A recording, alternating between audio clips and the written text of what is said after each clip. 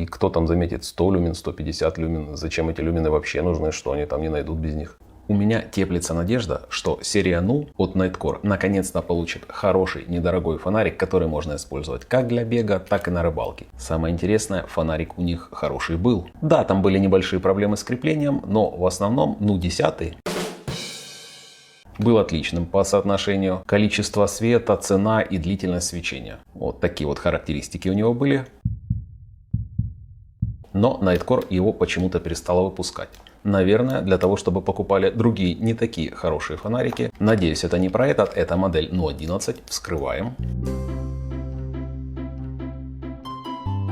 И самое интересное, на местных сайтах, где, конечно, есть гарантия 5 лет, он стоит больше 30 евро. Возможно, много брака, что приходится так завышать цену, потому что из Китая он стоит меньше 12 евро. Все на китайском, 150 люмен, 41 грамм он весит и датчик включения-выключения. Это очень удобно для рыбалки. Кто руки пачкал, тот знает. В нем также еще есть красный свет, а это, кстати, полезная штука. Когда на вас нападают комары, включайте красный свет, они вас не видят. Надеюсь, это не подделка, потому что их очень много по такой цене. На Алишке продается. Если надо, дам ссылочку. Это, наверное, самый дешевый фонарик после серии наключников. Упаковка такая, видите, простенькая, но сделан он хорошо. Не похоже, что это подделка. Провод для заряда. Здесь, кстати, Type-C идет. И нифига себе, я что-то как-то не заметил, но оказывается, к нему еще идет крепление на голову. Я думал, это только фонарик для того, чтобы его крепить на кепку, там, на карман, еще куда-нибудь. Меняется угол. Это офигенно. Вы крепите на кепку и можете направлять куда вам нужно. Элементарно снимается крепление, и у вас вот такой вот прикольный фонарик. Сняли и пользуйтесь. За такую цену у Nitecore ничего похожего даже близко нет. Хорошее резиновое крепление на голову, без всяких лишних силиконок, наверное, для удешевления, но на самом деле это даже лучше. А ближе к концу видео мы протестируем, действительно ли он светит 2,5 часа, как заявлено. Удобно ли его носить с вот этой вот полосой резиновой на голову, или его удобнее носить все же на кепке. Наконец-то доделанное крепление. Я, кстати, хочу, наверное, сделать обзор еще на Nu 17 фонарь. Там с этим прям большая беда. Несмотря на вот такой вот маленький размер, аккумулятор 600 мА. Вы видите, как включаются режимы.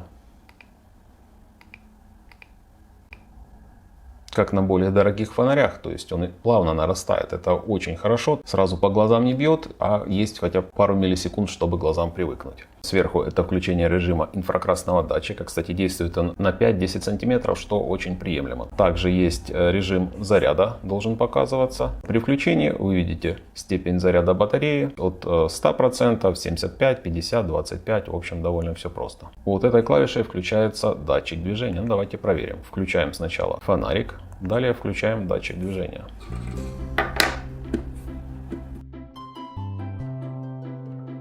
Работает ли он для красного фонаря? Работает. Отлично. Для всех режимов, которые есть у данного фонаря, работает датчик движения. В общем-то, неплохо, но, конечно же, лучше это все дело проверить ночью. Если вы вдруг потерялись или вам нужно на велосипед поставить проблесковый маячок, почему бы нет? Перед тем, как протестировать, как он светит, давайте максимально близко рассмотрим. Как вы видите, на каждом фонаре есть его личный код. Это отлично, потому что всегда сможете проверить, поддельный он или нет. Если вы хоть чуть-чуть сталкивались с фонарями, то, взяв в руки, вы отличите подделку от настоящего по качеству изготовления, качеству отлива, качеству пластика. Заряжается он вот таким образом. USB-C разъемчик. Защита у него IP5, я не знаю, что это, но написано, что от дождя он погибнуть не должен. Для фонарика, который используется, к примеру, на рыбалке, как по мне, IP67 очень желательно. Развесовка у него отличная. Вот так я ложу его на руку, и можно использовать как обычный фонарик вообще без проблем. Нормального размера клипса для крепления на кепку, она не ломается, когда вы ее снимаете. Поверьте, у Nitecore многие крепления ломаются от того, что вы их снимаете. Вес небольшой, и любой угол он держит без проблем. Причем угол меняется. И если вам даже нужно куда-то его закрепить, либо же просто поставить, кстати, он ровно стоит. Пока что мне данный фонарик очень нравится. Размеры. Толщина у него 18,7 мм, ширина 52 мм и длина 59,1 мм. При этом весит он всего 41 грамм. Работает он в режиме 150 люмен 2,5 часа. Дальность заявлена 50 метров. В низком режиме 45 люмен 6 часов, дальность 25 метров. Также в красном режиме, это 4 люмена, он около 30 часов должен светить. И в режиме мигающего красного 60 часов. Если вас не найдут за 60 часов, я думаю, уже можно и не искать. Вот такие его общие характеристики. Осталось проверить, светит ли он во время заряда. Заряд пошел, как видите, мигают сверху огонечки. Включаем, все отлично, все работает. Я вам скажу, 150 люмен вполне себе хватает для того, чтобы осветить комнату. Вы его можете вот так вот установить, подключить к заряду, и вот такой резервный светильник либо ночник у вас уже есть. Насчет 2,5 часов здесь мы замеряем. Дальше 10 сантиметров, датчик движения не срабатывает, но, кстати, это удобно, потому что вот так вы можете выключить, а вот так уже включить нет. И, естественно, нужно помнить основное правило рыбака. Идете спать в палатку, выключайте датчик движения. Да, дизайн хорош, но давайте проверим, как же светит данный фонарик, к примеру, в подъезде.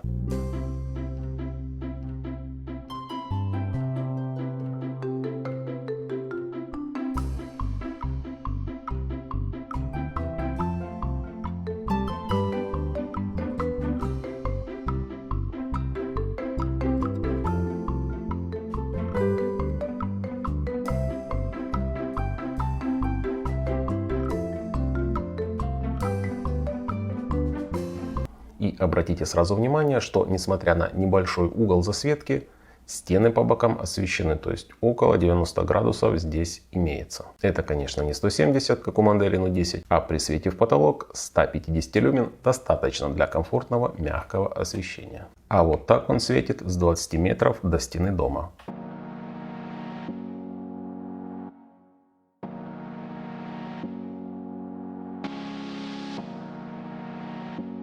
45 люмен, притык хватает для 20 метров.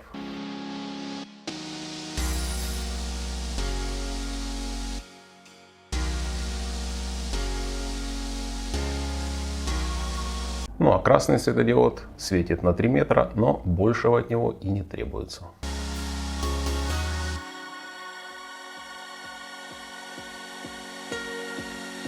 Также удобно ставить фонарик и направлять свет вверх. К примеру, при отсутствии света или на потолок палатки. Он как-никак для рыбалки все-таки. У предшественника было 160 люмен. И хватало их на 7 часов, а тут 2,5. Как-то маловато. Должно быть 5 часов, если сопоставить количество люмен к количеству объема аккумулятора. Но это Nightcore. Едешь на рыбалку, Powerbank не забывай. Конечно, на No10 были недостатки. Было слабое крепление, исправьте свои косяки. Прикрутите ИК-датчик, назовите, к примеру, No11, и получился отличный фонарик. А так, маловато время работы. Вес здесь на 20 грамм меньше. И если вы любите кепку, то на ней он, конечно же, отлично держится. Вот тут жирный плюс. Вот таким образом он выглядит на оригинальном креплении.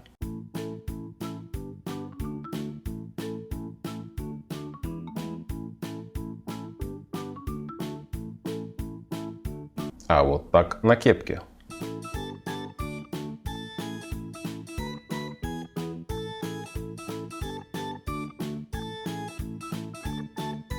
И на кепке удобство на порядок лучше.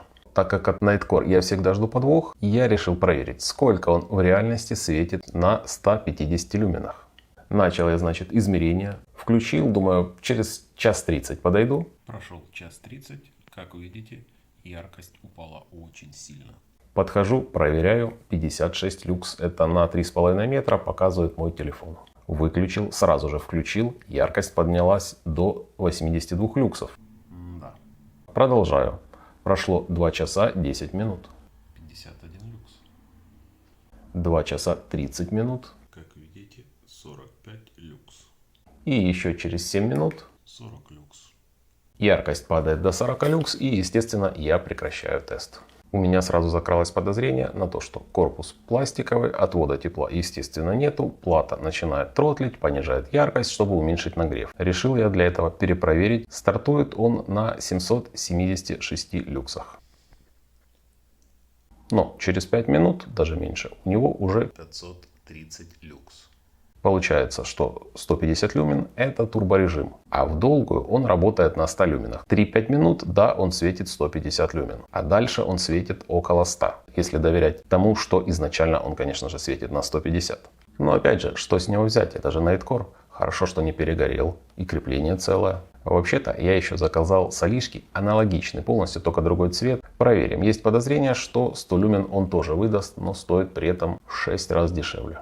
Несмотря на то, что фонарик для рыбалки, водозащита здесь IPX5, то есть ее как бы нет. Как бы от брызг, но от брызг любой фонарик в принципе защищен, если он, конечно, не из бумаги сделан. Но не стоит паниковать. Мой сын протестировал водонепроницаемость. Он еще не профессионал в IPX, не разбирается, потому что ему и 1,5 года нету. И не разобравшись, почему же этот фонарик не включается при нажатии вот этой вот клавиши, берет и кидает все это дело мне в чай.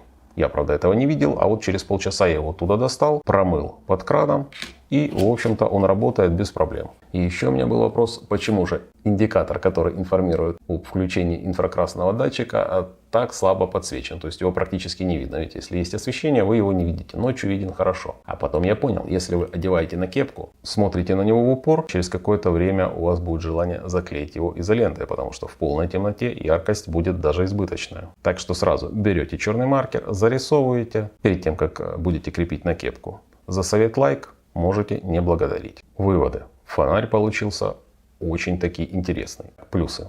Цена для Nightcore 12 евро, даже за 11 я взял, цена вообще отличная. Если где-то найдете за 30, ну за 30 брать не стоит. Дизайн классный, яркий, не потеряете. Крепление на кепку отличное, хорошо держится, хорошо управляется и есть датчик включения-выключения, что тоже, в принципе, когда руки грязные, очень полезно. Минусы. Светит всего лишь 2,5 часа. Из них 2 часа 45 минут он светит 100 люмен. И всего лишь 5 минут, если повезет, не повезет, 3 минуты, он светит 150 люмен. Нет водозащиты нормальной. Тоже, на мой взгляд, минус.